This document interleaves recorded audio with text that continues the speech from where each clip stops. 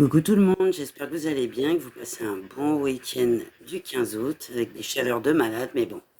Là, je vais vous parler de cette bande dessinée, donc l'improbable révolution de Corentin Tréguier au Royaume-Uni. Je vous avais déjà parlé de ce personnage-là, mais c'était au Congo, voilà. Alors pour l'histoire, j'ai mis 3 étoiles, donc on a un rapport secret de Sir Edward Stanley, comte de Derby, député à la Chambre des Lords. Alors, toutes les mines de charbon du pays sont à l'arrêt. Bientôt, on ne pourra plus faire chauffer l'eau pour le thé. Mon Dieu, quelle horreur! Des milliers de travailleurs marchent sur Londres, mineurs, dockers, ouvriers. Et il y a même euh, des femmes. La civilisation britannique est sur le point de s'effondrer. Une seule solution? Éliminer leur chef, le botaniste révolutionnaire français Corentin Tréguier. Signe distinctif de l'individu? Il a l'air gentil.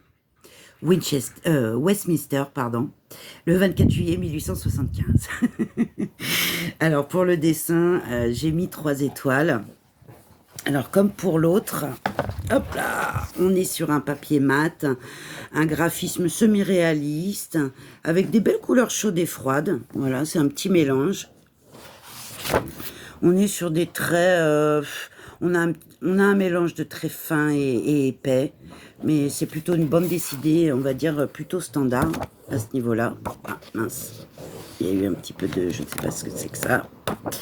Voilà. Hop, pour le prix, j'ai mis 3 étoiles. On est à 22,09 € et moins de 10 euros, donc c'est plutôt intéressant pour une petite BD comme ça. Pour le plaisir de la lire, pardon, j'ai mis 4 étoiles, j'ai trouvé ça super sympa. Voilà, comme pour la première au Congo, c'est sympa, c'est facile à lire, c'est intéressant, on passe un bon moment, voilà. Comme le premier album au Congo, c'était très sympa. Là, c'est pareil, voilà, on apprend des nouvelles choses, mais très sympa. Voilà, bisous.